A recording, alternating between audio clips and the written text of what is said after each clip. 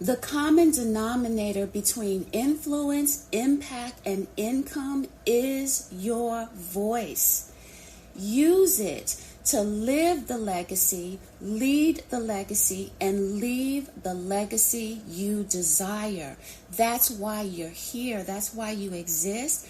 And we at InterCultural Voices want to help you to have that access. And so now I am going to pass the mic, and I'm just going to go in alphabetical order. So I'm going to go to Charlene first. Charlene, please introduce yourself, tell the world about your brilliance, and then give us an amazing nugget about our topic to start the call with.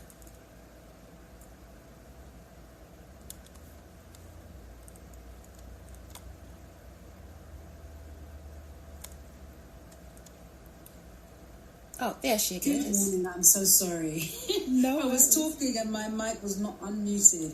Good morning, everybody. Everyone who's in the States, good morning to you. If you're in the United Kingdom like me, good afternoon. It's such a pleasure to be on this stage with this amazing caliber of amazing women. Thank you so much for having me, Dr. Lynette. So I'm Charlene, the Vocal Alchemist, and what I essentially do is to help you to use your voice to double your income. So I'm talking about public speaking, pitching, marketing.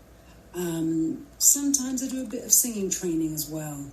Everywhere where you use your brilliant voice, you can double your income. And the tip that I really have today is about persuasion.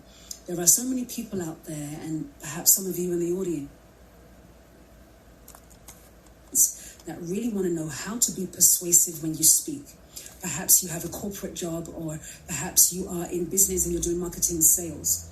And perhaps you're a content creator. In every walk of life where you use your voice in regards to your job or your business, is going to be required of you to be persuasive.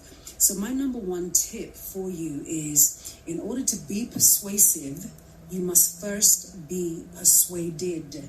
And that is the law.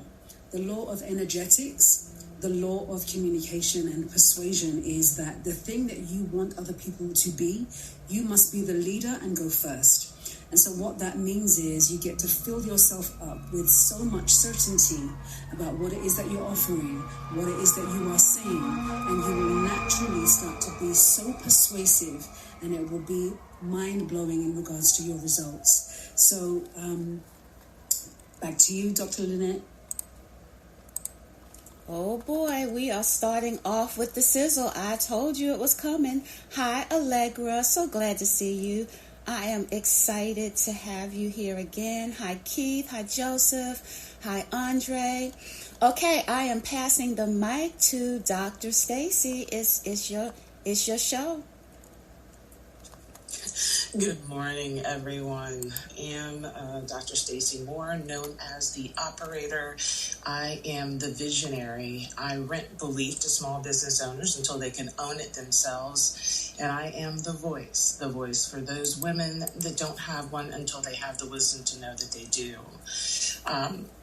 Today, I am graced to be here with Dr. Lynette. Thank you so much for Elevate Your Voice, your impact, and your income.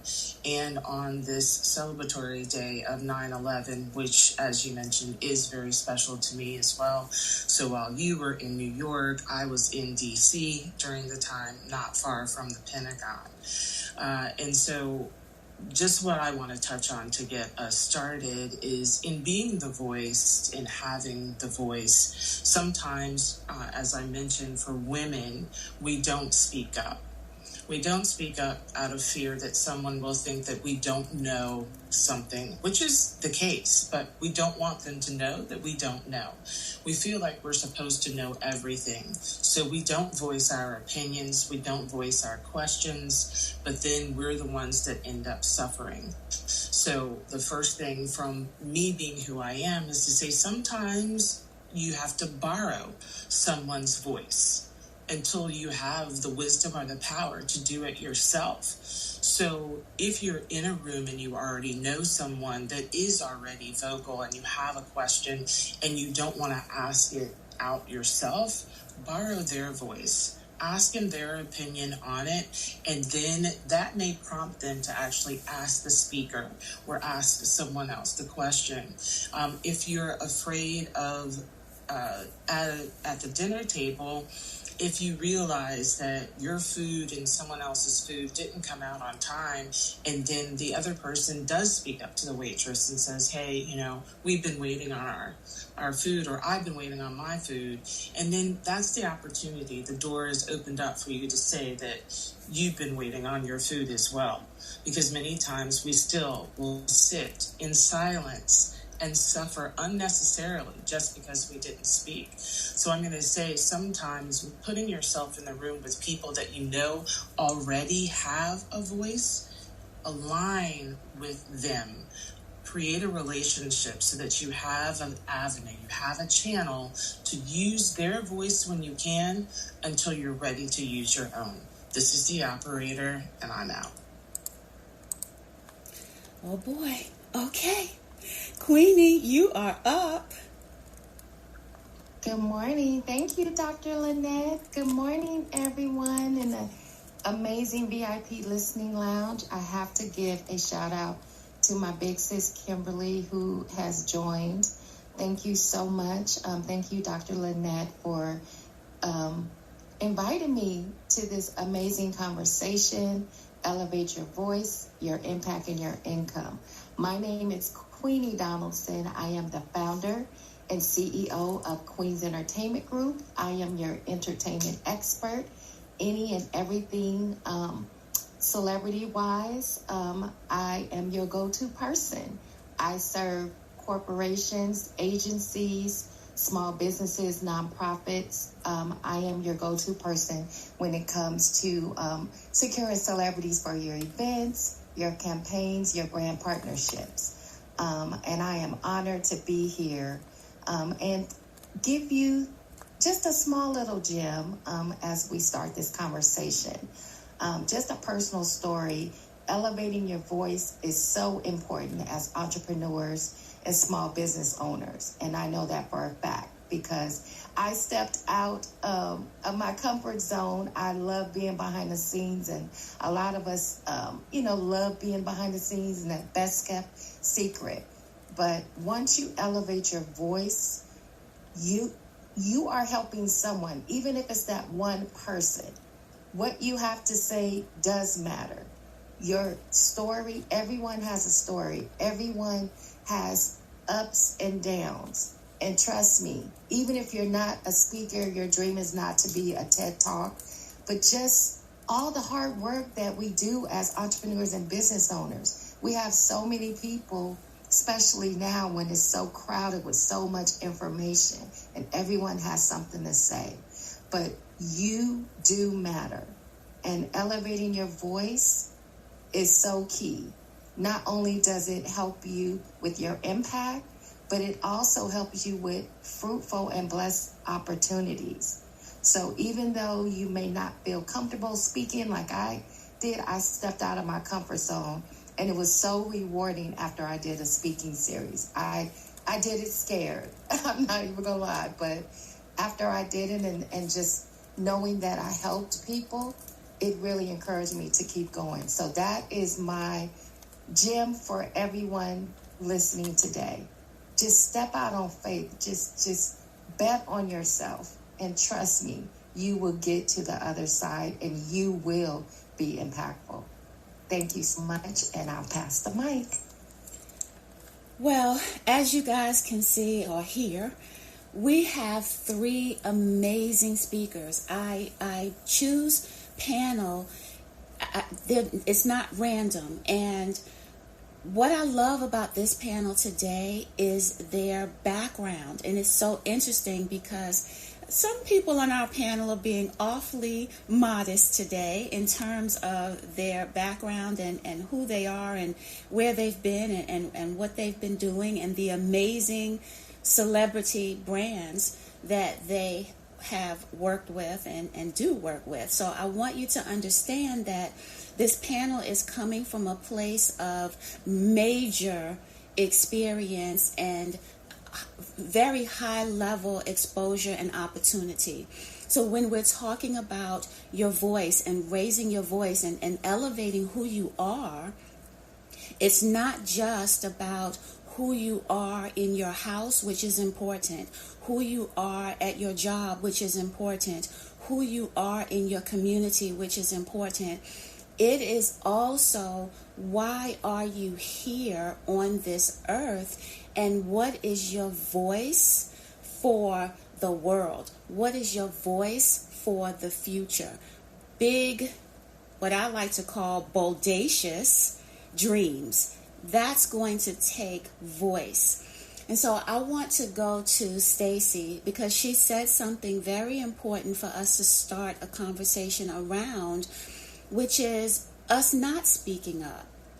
And Stacy, I would love to get your perspective on why, expanding on what you started with, why we don't speak up, because you work with a lot of entrepreneurs who are very successful, 6 to 8 figure business owners, we would think, are very comfortable with speaking up at this point, and that really isn't necessarily the case. So can you talk to us more about where is that fear coming from, and some suggestions on breaking through? Absolutely. I say that coming from early background of a family service worker for the Head Start program. And there were many women that had children inside of the program that were in positions in the household with a boyfriend, with mother, with husband, that just weren't using their own voice to voice the things that they wanted to do, which is why they were in the situation that they were in. So what we found was, if we started asking questions about, did you want to complete high school? Did you want to go to college? What type of career would you have if you had an ideal situation and can do it? If you had money to fund you to go to college, where would you go, and what career path would you take? That we started to get the women to dream, because they had stopped dreaming. As little kids, little girls, you start saying, I want to be this, I want to be that. You have dreams, and other people carry those dreams for you too. An auntie that works here, or a cousin that has a salon. Your dreams were inspired. And at some point along the line, people have asked you not to dream, or told you there was no money to dream, or that you weren't going to matter. So you stopped dreaming, and you allowed life to take over.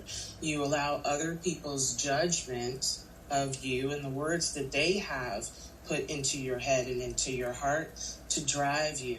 You allowed somebody else's voice to be louder in your head and in your heart than your own. But that's because we've been conditioned to that. We've been socially conditioned as women to step back. We've been socially conditioned in even school, in the things, the positions that we've been allowed to take, in the conversations we've been allowed to participate in. It's just been the conditioning of the environment. There's a lack of representation out there. We don't see, now we begin to see as the years went on, people showing up like Oprah. So that became, oh, that's a voice, but she was also thought to be an anomaly. It became somebody that you saw out there and you said, oh, she's doing great things. She's got a great voice. She's speaking up, but I can never do that myself. So the representation, there's still a disconnect between one's own perception of themselves and ability and worth, as opposed to those that are out there, and not being able to close the gap mentally, which is what Queenie has allowed even the celebrities to do. And I was grateful to have a coffee chat with Queenie a couple of months ago. So it's good to hear that she's on the stage. And I know, as you were saying, Dr. Winnett, some of the fabulous things that she's doing to keep those women in front. When you see a Taraji and you hear that she's had her own struggles, somebody that you have, lifted up, and she's got everything going on, and I wish I had her life. And to hear that she is more like you than not like you, from being in the position, especially of being a melanated woman. So that is the environment that's still putting that out there. There's imposter syndrome. There's the I'm not good enough to do it. I don't know enough to be able to speak. I don't have a degree. So why would somebody consider me to be an expert? So I can't speak on that. If I go to LinkedIn, I must have a degree. Do you see these people? Do you see how they speak? They don't know that there are tools to be used. They don't know that there are groups of people that are willing to support you. They don't know that the experiences they've had the last 35 years have been more and equated to more than somebody that's gone to school for 4. They don't realize their own worth. There are cultural expectations that go on. There's fear of conflict, of not being in conflict with others. I could go on and on. Workplace dynamics that happen that suppress us as well. And I apologize to the gentleman, because there are those scenarios that happen on the men's side as well. I've just been in a mode and in a space the last month or so, really fighting for women to have a voice, to speak up, to write a book, to be on a podcast, all of that. And so some of the simple ways, let's talk about a few solutions. I talked about using someone else's voice, but that also includes using their platform. So if you make yourself known, if someone knows who you are and what you do, then that becomes important, because it gives you opportunities like this. If Dr. Lynette didn't know who I was, if she didn't hear me speak through the words on the page, if she didn't hear me speak otherwise, then I wouldn't have had the opportunity to be here. But it was not using my voice intentionally to be on Dr. Lynette's stage, because at the time, she had not started this series. It's by putting myself in position of relativity and to make people aware of who I am authentically. And if they accept me in that way, then they can help share me to the world. Another way that we can create a solution for this is to allow people to share the stage. And I don't just mean the LinkedIn stage. I mean when we are writing posts and someone is engaging with our post and they give really good information, to go into the DMs and say, hey, I really love what you said. I thought that was really powerful. Or I'd like to hear more about that. Or this piqued me to look at your profile. And this is on any platform. It's at a networking event. When you see someone standing in the corner and you want to talk to people in the room, but you're saying that person that they're really isolated. No, go over and speak to them, because you never know. That person could be holding just the wisdom, just the key that you need to solve some problems, or to get you into another room that you wouldn't have been able to get into the room if you hadn't been connected to them. And then the last I'm going to say is to speak up for others. As women, sometimes we find it easier to speak up for somebody else than it is for ourselves. We speak up for our children. We speak up for our mothers. We speak up for our church. We even speak up for our jobs. But we don't speak up for ourselves. But let's practice being intentional about how we speak up. Be intentional about why we speak up. And then in self-awareness, identify if any of those things actually apply to you, and allow yourself to speak up, from making a comment on a post to asking for your food that's been late, or a manager because you've had continuous issues, or asking for a refund because you're entitled to it. So those are the things that I'm going to put out there. And sorry for taking so long. This is really one of my topics, Dr. Lynette. And so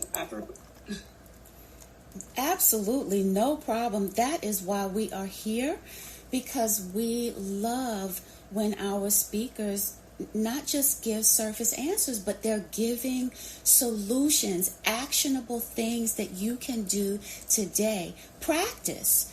It's small things. If you're not comfortable yet using your voice at octave number 100, start at 10, and that's how it gets going. And so I want to go to Queenie because she talked about doing it scared, and she talked about everyone having a story. And I feel like understanding that so many of us are doing what we do scared. People are very often floored when they find out that I am a 100% introvert. Absolutely, hands down, introvert. We learn to do what we need to do in that moment, and I'll probably take a nap for the rest of today. But we're here. I am excited to be here. I love doing these weekly audio lives. I love giving you the platform and the space to have your brilliance heard. But we do it scared. And I really want Queenie to expand on that. Do it scared. Queenie, over to you. Thank you so much, Dr. Lynette, and thank you, Stacy, for those amazing gems. Like, you hit home on so many levels. I will just address first, just doing it scared. Just personally, I've been in the entertainment industry for 24 years, and I'm a former network executive. And working in the talent department, booking celebrities, you have your meetings, your big production meetings, and everyone has an opinion. And I know I didn't always feel comfortable with my voice, even though I was confident in my task and my job. But, my first job was at BET, and I really felt coming in as a newbie, and there were people older than me or more seasoned. So I really played the small world. Like I really did my light, I'll just say that, and, just went along with what everybody else said, even if I didn't agree. And then as my former boss and my mentor, she really embraced me and told me, she started asking me, what do you think, Queenie? What's your opinion? Who do you think would be great, for this network show or this special? And that, I started building confidence, just from that little push from my mentor and my boss at the time, because is key. Like, sometimes we're scared to speak up. Sometimes we feel like, are we going to say the wrong thing, or are people going to judge me, or is it going to be a bad decision? And that's really how I felt, at the beginning of my career in Hollywood. But fast forward 24 years, 2 years ago, I launched a speaking series called A Seat at the Table. I am not a speaker. I don't say all the right things or, pronounce all the words correctly, but I'm very passionate about helping those who are interested in Hollywood. And I just got so frustrated by a lot of people, getting taken advantage of and just moving out to LA with $200 and no resources. So I just prayed to God. I came up with this concept, and I was like, I'm just going to do it. I don't know who's going to show up, but I am just going to do it.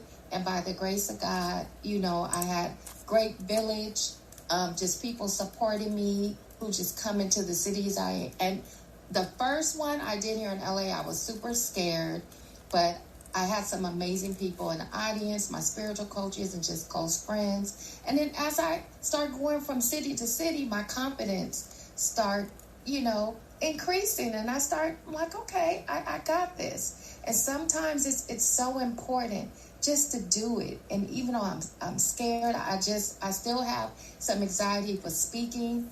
But when you're passionate, it just shows that you're human. You are authentic. Just do it. It doesn't matter if you mess up or you get tongue-tied. Just do it. It's okay. We're human. We're not perfect. No one is perfect.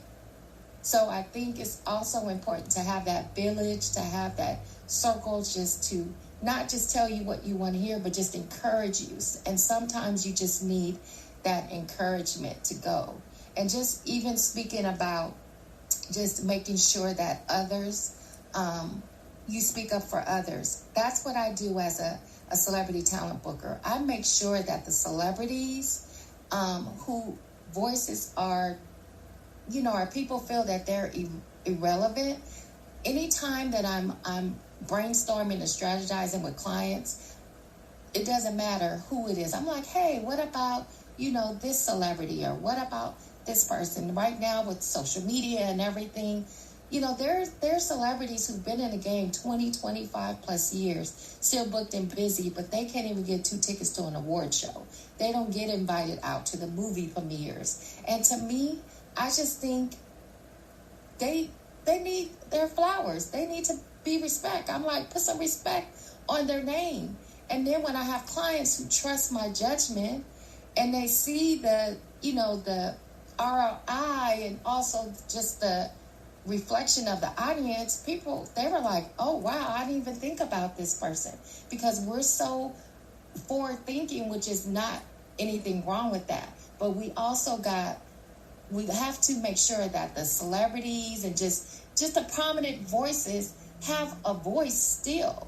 Like, we need to speak up. If you're in a position, even if somebody, at your job or whoever it may be in your circle, speak up for them and just let them know, I got you.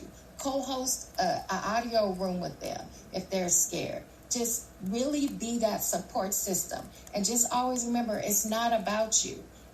We need to also understand it's about us. We're in this together. We all have superpowers. We all have weaknesses and strength. And that's why it's so important to collaborate, to partner.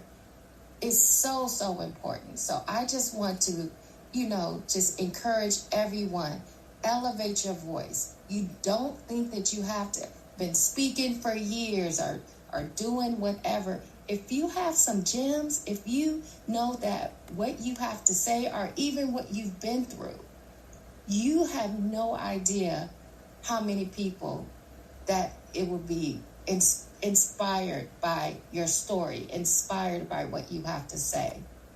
Trust me, I know from experience. So that's why anytime I'm asked to speak, and thank you again, Dr. Lynette, I am going to show up whenever I have the ability to. And also, it's not just about speaking, but showing up and showing support for others. If you see people who are hosting something, if you have the capacity, even if it's a few minutes, just show up. Being present is so important. You have no idea, especially if I've been in rooms where it's their first time hosting, an audio room. And I'm like, great job. Just, show support. I yield my mic. Thank you. Absolutely amazing. Now, before we go to Charlene, I just want to acknowledge some of the people who've come in the room. Kimberly, Crystal, TC, Salim, Coach. Unfortunately, as I mentioned earlier, it does not show full names in this small box. And so I apologize if I acknowledge people and I am not giving your full name, or if I say it incorrectly. It is all love from my heart, I promise. Here's what I want to say. I mentioned a few moments ago about the caliber of people in the room. And before I go to Charlene, and Nina, I see your hand raised. We are going to take a couple of more questions, and then I will be asking people who would like to come up on stage to speak or have conversation with us. And so I want to say this before Charlene takes the mic and I give her a question. Queenie really talked a lot about celebrities and remembering that they're people too. And sometimes we look at them as quote unquote washed up, if you will, and deciding when they have value and when they no longer have value, and looking at the next shiny celebrity that's coming along, when we all have value, and that value does continue beyond being, the top author, the top musician, all of those accolades that society has decided upon. The same way that we desire to be fully present, as she mentioned, is the same way that they do too. And I know I used to think it would be so hard, it would take so much, I would have to be this and I would have to have that for a celebrity to ever consider coming to our event or coming to an opening or being on stage with us, or all of those things. And I think that Queenie has dispelled that myth. I want Charlene to dispel some more of it. Charlene has been, I believe the correct terminology is backup singer, background singer. I'm not sure, so she can correct me, for some of the absolute most famous singers you have ever known. Award-winning, all the things. And she is being very modest about her background, but her talking about persuasion, her talking about you going first, her talking about using your voice. I would love for Charlene to piggyback off of what we've already been sharing about doing it scared. Because Charlene, you had to, at some point, have been scared when you realized you were going to be on stage with people like Smokey Robinson and Adele and names that we all know. So I'm passing the mic to Charlene so that she can share some experiences, she can give us some gems, and she can lead into the concept of persuasion. Ooh-wee. What a great question, and thank you so much for that, Dr. Lynette. So your phrase was, there must have been a time when you were scared. Oh, yes, ma'am. And I want to be really authentic and open and vulnerable, as I often am, because I believe it's best to tell the truth about these things, and for you to be able to hear yourself in what I'm saying so that you can know yourself as something different or something higher in your future. And so for me, I was always a really shy person. In fact, one of my relatives, she very lovingly said to me, Shah, I don't know how you became a singer because you were always so quiet and so shy. And she's not kidding. Like, what she's saying is absolutely true. And in fact, I posted today about some of the story behind how I became a singer. So yes, I was a background singer for people on stage. I was also a session singer for people's albums, and I'm on some pretty famous people's albums, and I've written songs, and I've been the front person. I've done it all, and I continue to do that. But when I first began, I was so shy that I didn't want to network. Not because I didn't like people, I love people, but I was so shy. And, if you want to make a name for yourself in the industry, they have to hear what you sound like. And I wasn't singing at open mic nights because I was too shy. And then one day I was like, because I want you guys to understand that there is a Caribbean phrase that says, don't shy and die. What that means is, don't be so shy that you're not going to go after what you want, and you're not going to speak up for yourself and really go for what it is that you want. Don't shy and die. And I said that to myself, Shah, don't shy and die, because you're not going to book any work, you're not going to make any connections. And so I made that conscious decision to start singing at open mic nights and to make some really genuine friendships within the industry that I cherish till this day. And of course, that stuff, it's everything. It's everything in business. It's everything in the music industry, because business of any kind thrives off of connection. It thrives off of authenticity And here in London, and I know that the industry is different in places like the States, but here in London, the session singing scene thrives off of referrals and recommendations. And that's the reason why I've done maybe 3 auditions in 20 years, because people will say, oh, Charlene would be good for that job, and they'll put you forward. And I would do the same for other people. So me being scared and doing it anyway has been the backbone of everything that I have done. And to be really honest about it, in business, and I'm now coaching public speakers and business owners to really speak up for themselves, to double their income. There are times that I am also on what's called a growth edge, which means I'm at the limit, I'm at the edge of my faith, and I'm stepping into something new. And I'm leaving behind the old, and I'm stepping into something new for me, a new level. And what that requires is going to, come with some discomfort and some uncertainty sometimes. And so doing it anyway was it's become like a real ethos to me.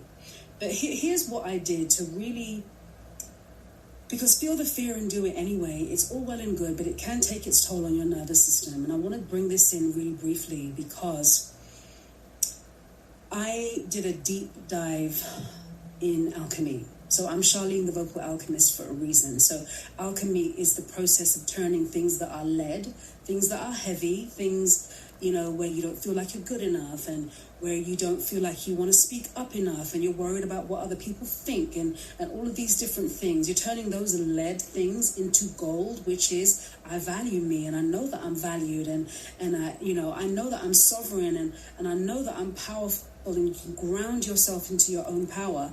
I started to take that alchemic journey for myself, and I did a really deep dive. And I started to ask the question of my thoughts and feelings. And the question was this. Whenever a thought and feeling would come up, I would question it and say, is this thought true? Or does it just feel real? And I started to differentiate between the two things. Because here's the thing. There are some things that we think and feel in terms of the things that limit us, that they're there because we've practiced them for so long, and we have been actually quite familiar with that limitation. And sometimes even the things that we don't like, the fear and the not feeling good enough, it's so familiar that we can stay there. And so I had to start asking myself that question, is this true, or does it just feel real? And I started to unpick all of those things and leave behind all the things that weren't true and just felt real, and ground myself in the truth of how loved I am, how valuable I am, and how powerful I am as a woman. And that was the thing that helped me to move forward when I was feeling afraid. And so, I don't believe in just running fear through your operating system of your body, because it does leave a toll, it does have a cost. And so there is a way to alchemize and to replace those things, and to really replace those fearful things with things that are full of love and support, so that you can be really anchored. And it's for that reason I'm able to stretch the edges of my faith and step into new territory. And it's for that reason that I can still work with the artists that I do and dip my toe back into the music industry. And now I'm on stage and I'm like, I feel a lot different than I used to. I'm a lot less self-conscious. I have a lot less anxiety. And I know it's because of the work that I've done. And so I just wanted to make that really clear in an authentic, vulnerable way, and just be open, because we are here to support one another. And I hope that you got some value out of what I've said. So back to you, Dr. Absolutely. Thank you so much. Thank you all for being so open. And I love this conversation because I do feel, and I have experienced, that people look at others from the outside and they believe that we have it all together, or they believe that we don't experience fear. We all do, and we have different ways of managing our fear or managing stress or taking that next step, getting out of our comfort zone. One of my favorite quotes is, your comfort zone is where dreams go to die. And when I heard that quote many years ago, it really changed things for me, because I realized, as I mentioned earlier, I am the biggest cheerleader for people who have big, bodacious dreams. And in order for that to happen, we do have to make the decision to get out of our comfort zone. And so now I want to shift the conversation a little bit, because I don't know about you. I love elevating your voice. I absolutely live for making an impact, but I am all about the money. And so I want to make sure that we are having a conversation that is helping you to use what we're sharing to increase your income, whether that's getting a raise at your job, getting a promotion at your job, or because I work primarily with entrepreneurs, it is about increasing revenue. So I'm going to go back to Dr. Stacy, because she talks about connecting 6- and 8-figure small business owners to resources and to relationships, specifically to generate more revenue. And I love the end of what she says, so that you can relax just a little. Because when you are in need of an increase in revenue in your business, things do not feel very relaxing. So I would love for Dr. Stacy to give us some just very specific tips, strategies, tactics. Give us something we can do when we get off of this call to help us or to lead us in the direction of using our voice to elevate our income. To you, Dr. Stacy, thank you. Thank you again for the opportunity to be on the stage. And absolutely, resources and relationships are everything, and not just on the business side, but it can help you in survival in your personal life. I can tell you that there were a number of crisis moments that I had in the past, and I may not have had the resources, but I had the relationships to somebody where I could use my voice to change the impact on myself. Let's talk about this income and some of the ways that you can use your voice to generate income, or even, let's say, protect income. I spoke earlier about scenarios, and I'm going to shift from just women to the collective now. And there are a number of opportunities where we just don't speak up about things that we're entitled to. When you make a purchase sometimes, and I'm not going to say this is everybody, of course, there is no all-inclusive, but when you make a purchase, and let's say we're too busy as business owners, as corporate professionals, and we've made a purchase on Amazon and the order comes in, it's not right. It was $12. And so we go, it's no big deal, because it's probably more of a hassle to go through the trouble of figuring out how I can return this than actually returning it and getting the money back. That's telling the universe that you're not worried about that. Every action that you take is a response to your own self, and the universe reflects the way that you treat yourself. So if that's the case, then there become things along the way that you also respond to. The behavior in one area then carries over to the behavior in another. There are also other people in your household that are watching you go through this. And so as that person that made the purchase that may have children in the household, then that child now learns that money doesn't have the value, that the time was imposed to be greater than the money. So now, okay, so time is what I should value, not valuing the money. It starts to set standards in that household that you're unconscious of while they're happening, because that child says, oh, it's not important. We can purchase things and we can not use them, and that's okay. So when the child begins to ask you for toys and they don't use the toy, and then you talk about how that toy costs something and that's a waste of money, that's not reflected in your other behaviors.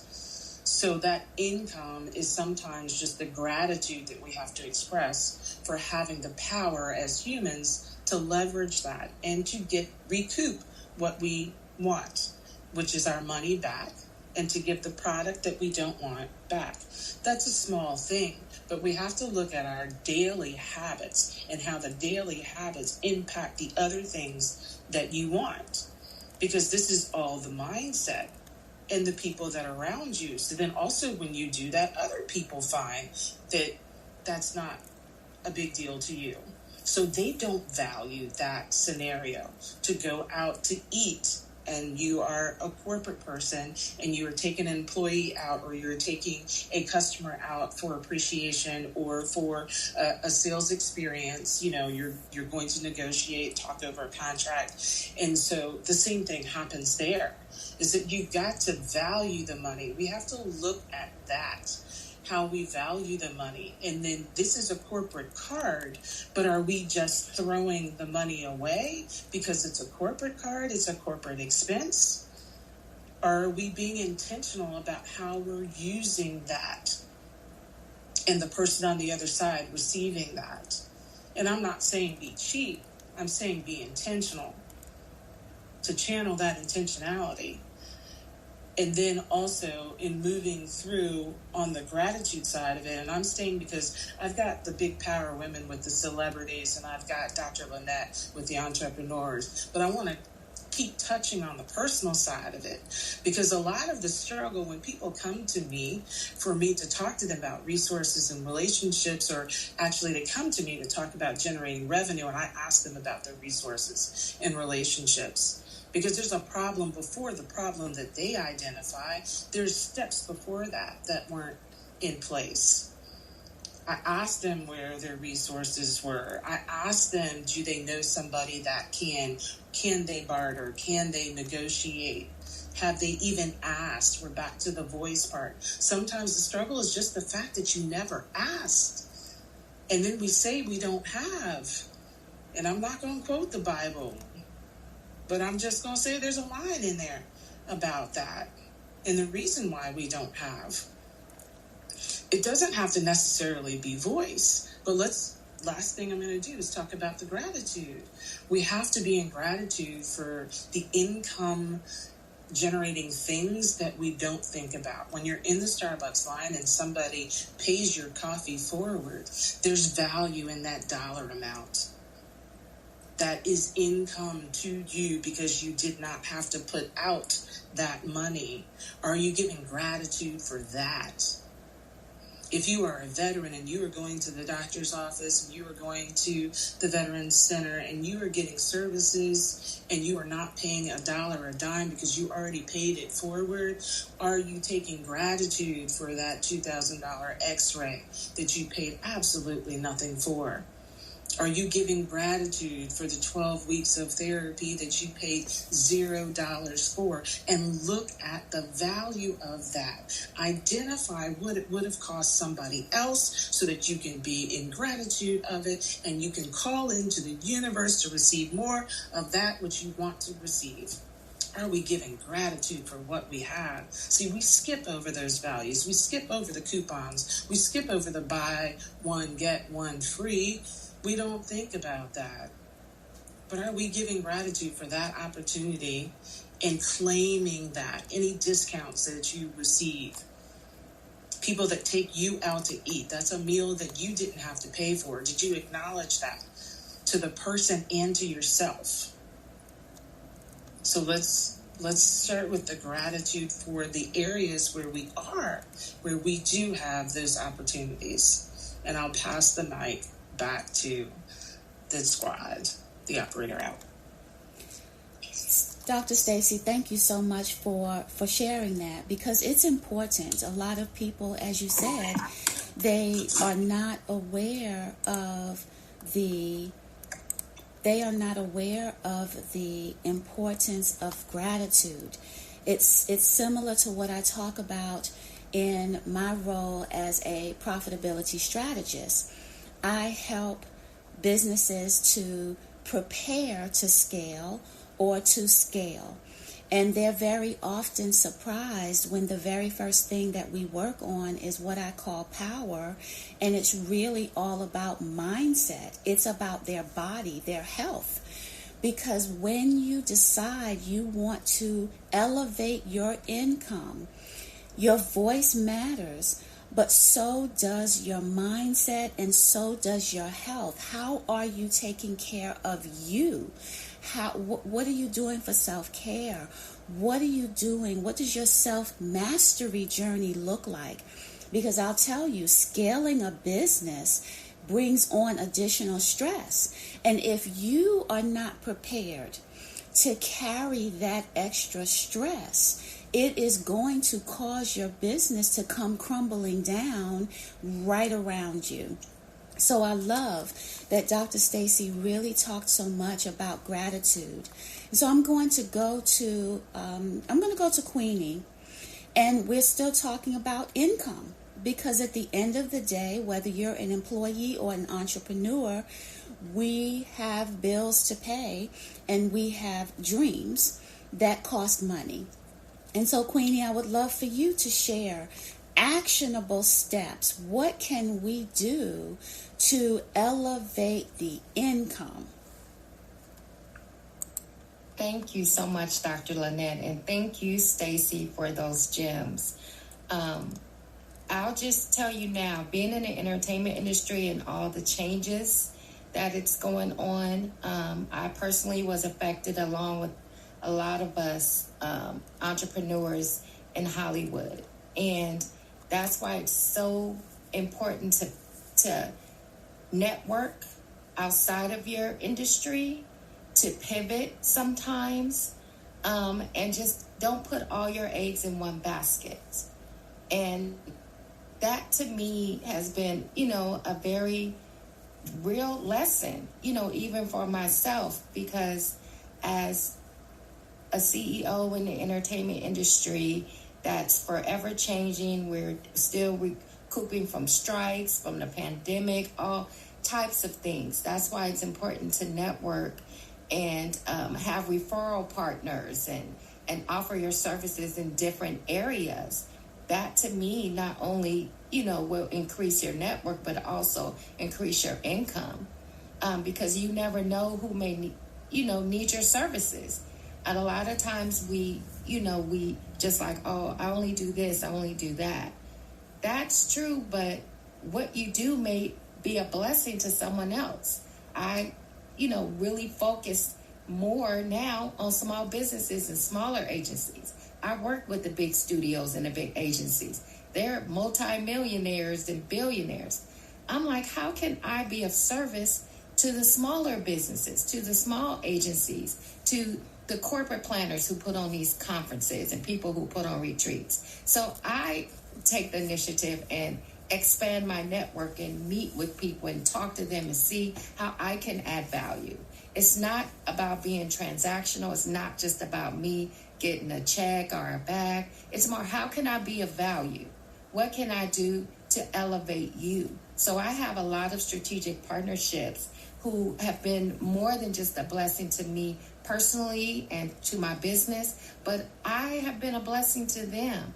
And another thing that I definitely want to share today, and this is so important, and I know Dr. Stacy talked about gratitude. Whatever season you are in, regardless of what's in your bank account, always be a blessing to someone else. Don't look and see, well, my season or, my business ain't right or I'm in a red. If someone needs help and you have the resources and tools, please do that. Because let me tell you, you will be blessed. I mean, the blessings are going to come down just by that. And it's not always a financial thing. It can be a resource. It can be a referral.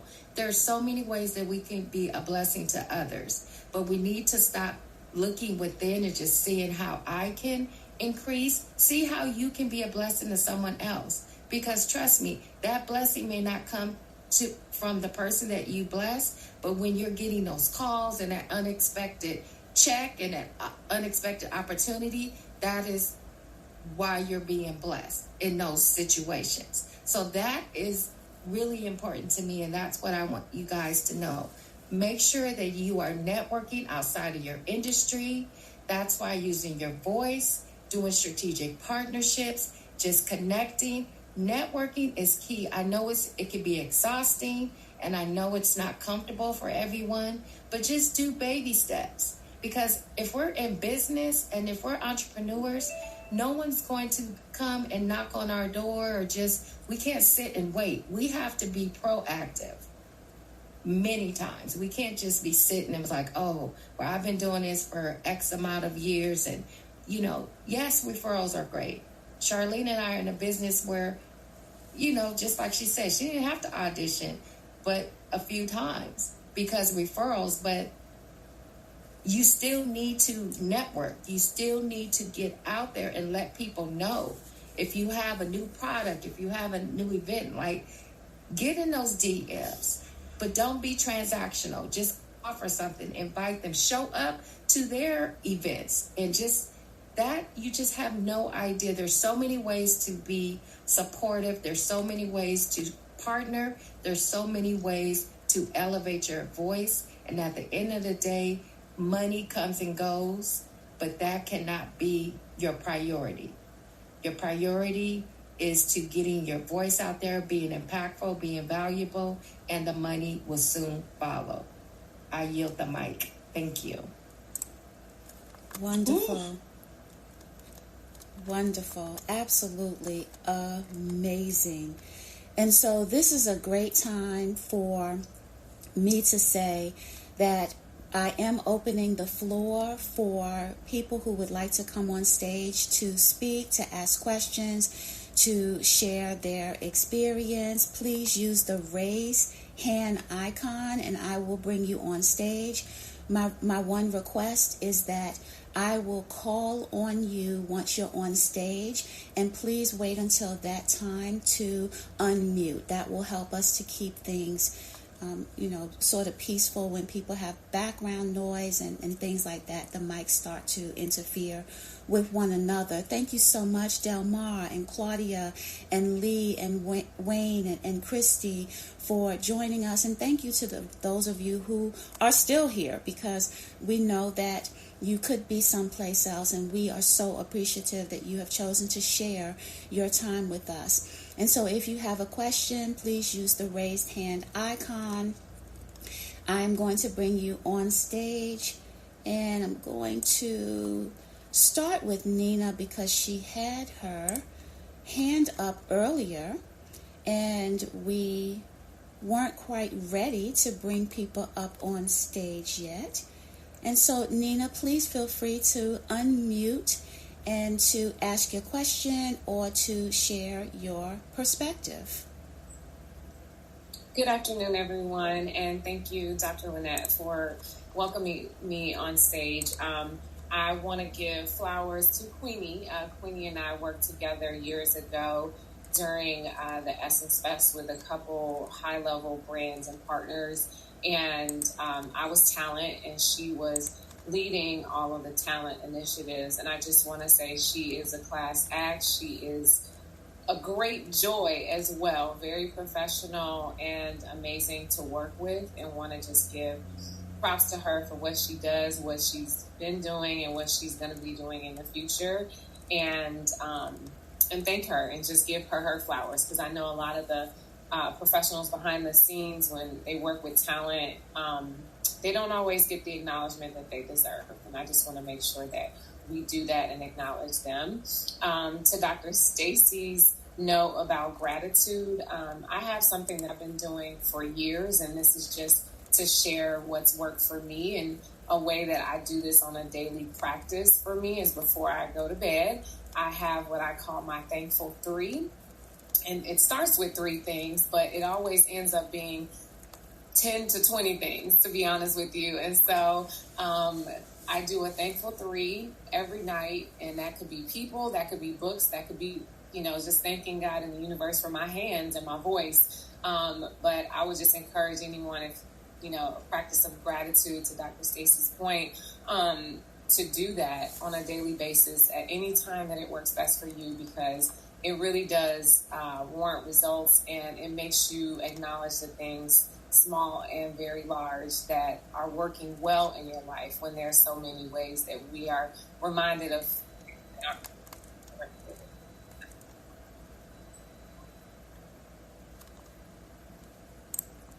Thank you so much, Nina. Thank you so much for coming and giving Queenie her flowers. It just felt so good to hear you do that, because you didn't have to. And sometimes we really do. We want to hear that. We need to hear that. It fills our cup. So I honor you for doing that, and for blessing Queenie today. Thank you. And also for sharing your experience. I love the 3. I do something similar, and I was only doing 1. So now I need to add some more, because we can never be too grateful. So thank you. I'm going to unmic, or Kimberly, please unmic yourself so that we can hear your question, your experience, whatever it is you would like to share. First off, I wanted to thank you for having this room. I stumbled upon it because I saw that Queenie was speaking. That was my connection. And I've been on LinkedIn for maybe a year now, and whenever she has the opportunity, she's coupled up with me on so many occasions with words of encouragement, whether it was in my DMs or in my audio room. And I really wanted to jump at the opportunity to support something, because I've never saw her speak on LinkedIn or heard her speak on LinkedIn. And so I wanted to thank you for holding this space, because oftentimes I find myself in rooms where I'm the only woman of color, a Black American in particular.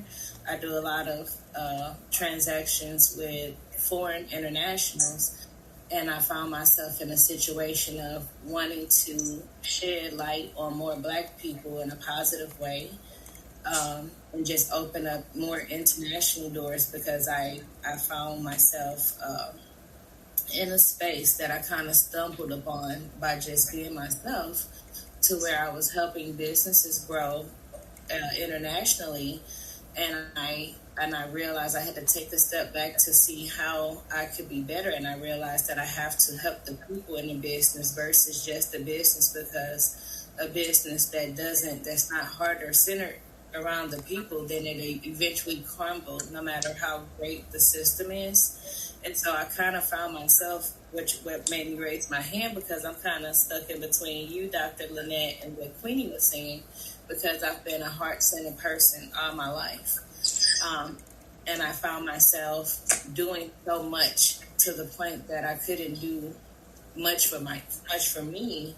But I started realizing the millions I've made for others, and with the heart-centered expectation of, if you're a blessing, you will be blessed. And it's not to say that I've not been tremendously blessed throughout my life, but at the end of the day, I'm kind of with what you were saying, Dr. Lynette, of the financial perspective, because I know, and I've seen the reports of what I've made for people, and at times the compensation, most of the time, it doesn't add up. And so I find myself in a space to where I am not afraid of failure. I found myself in a space where I was afraid of success, because when I often tell my actual story, people become magnetized to me to the point that it becomes overwhelming. And so I'm now taking a step back and leveraging my relationships, kind of how you all were saying, but I want to make sure that it's done in such a strategic way where I am not left out, because that can happen too. And so I kind of wanted to put that as a question out there of the fine line to ride, because doing business overseas is pretty easy for me, but America seems to be another beast. It doesn't feel genuine at times. I think that's really the best word. It's such a capitalist place that I it's like the healing of the people have to take place for me to do business in some situations, because I heal people through the exercises in order to grow the profit in the business. Absolutely. I'm going to take that first, and then I'm going to see which one of the speakers would like to chime in, because this is something that comes up so often. Let me see. I need to mute. Okay, let me mute. All right, there we go. And so here's the thing. When I say that I am all about the money, this has come from decades. I have been doing what I do for 36 years. My family has seen me go without because I have been so concerned about making sure that everyone else had. This is not just people, it's also businesses. It's also taking on clients who really couldn't afford coaching, but because I'm such a cheerleader, I would do it for free, or I would, give them a rate where I couldn't pay my bills because I wanted to help. I am a heart-centered entrepreneur through and through. And so what I learned from years of me going without is that there is no way for me to really help someone if I cannot help myself. And so in order for me to really do what I'm on this earth to do, to live my purpose to help, it takes money. I need to have money so that I can help in the way that I desire. I need to have money so that I am not stressed by how I am going to take care of my household because I am so busy trying to help other people. And so I'm going first, one, because I want to share that with you. Two, because I want everyone to know that when you are a heart-centered entrepreneur, you can be both and. I have a company where I am a profitability strategist. That's what I do. InterCultural Voices is my way of giving back. This is the space where we are here because we care. It is not the place where I am focused on making money and making millions. I focus on that in my company.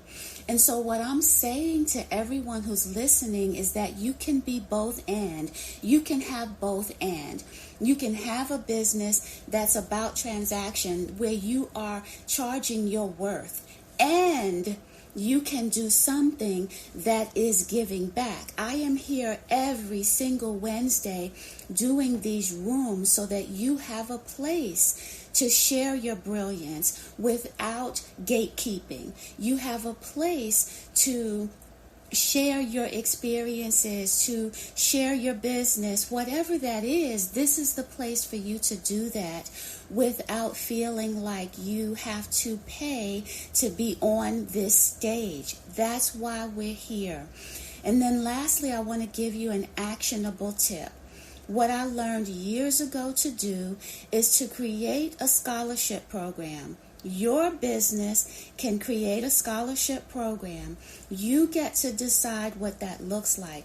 We have one. I have one in my business. As a profitability strategist, I give 90% scholarships to people who are at a certain revenue level in their business, which is not the revenue level that I usually work with.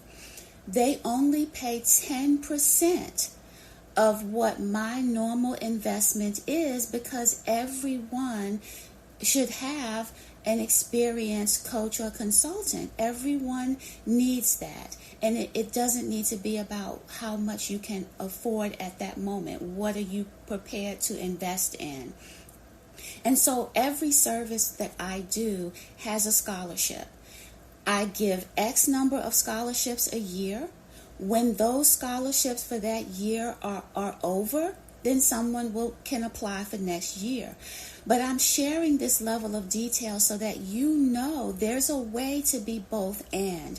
I love my scholarship clients. I don't do any less for them than I do for the clients who are paying full 100%. But it allows me to sleep at night. It gives me peace because I know that I'm living in my purpose. I'm being heart-centered still, and it allows me to ask for the investment dollar that I desire to have in my business. And so, Kimberly, I hope that those examples were helpful to you. And Queenie or Stacy or Charlene, do you have something that you would like to add to that value that can help Kimberly? Yes, thank you, Dr. Lynette. And I just want to first was overwhelmed with Naina and Kimberly for giving me my flower. Like, thank you so much. Like, that really, really touched me. And I just wanted to acknowledge both of you beautiful ladies. Thank you for being here.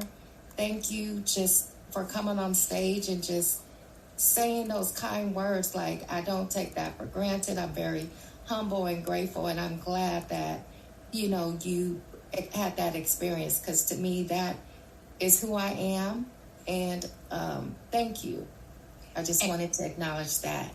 And Queenie, I just want to say I have another flower for you when I'm giving the floor. Okay, it's Walisa.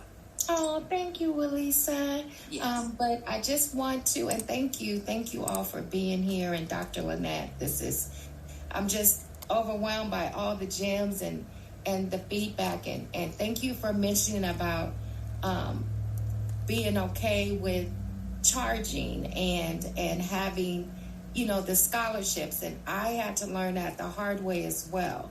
I do wear my heart on the sleeve, and my nickname is the Black Mother Teresa, which I was named because I want to help so many people. But at the end of the day, that's not keeping my lights on, and that's not getting me to my multi-million-dollar status.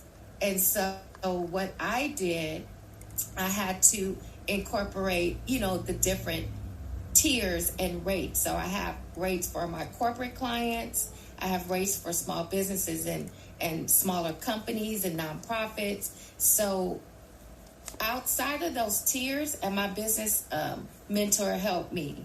If they don't fall into one of those tiers, wish them well, or try to give them a referral. But we have to stop, making things work when it doesn't work for us. Like, well, just give me this, or we are in a business.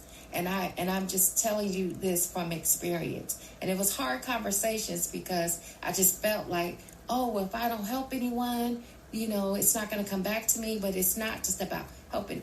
This is for my business. Personally, I do community service.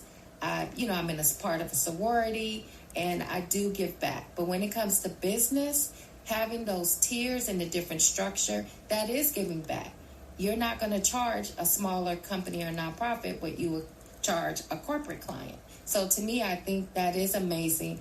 I also offer, new entrepreneurs, like people who are new, I offer them, a 30-minute free consultation. And I have a certain number that I do each month. So I think just find something that works for you and your company and your business, but make sure it doesn't take food off the table or from your team, and it doesn't hurt you. And just like Dr. Lynette, you can sleep good at night. You don't have to be stressed, because being entrepreneurs and business owners is stressful. It is very stressful. And we go through good seasons, low seasons, but at the end of the day, we are in business. And we do have to generate income. It's important. So thank you, Dr. Lynette, for that confirmation. Thank you, Kimberly. I think you are an amazing young lady. I really enjoyed our conversations, and I know you will just be fruitful and just keep doing what you're doing and meet people, because at the end of the day, I know you said internationally you are winning, but in the U.S. it's challenging. There's amazing people in this room that I know that you can connect with that can help you. So you are on the right track. I yield my mic. Thank you.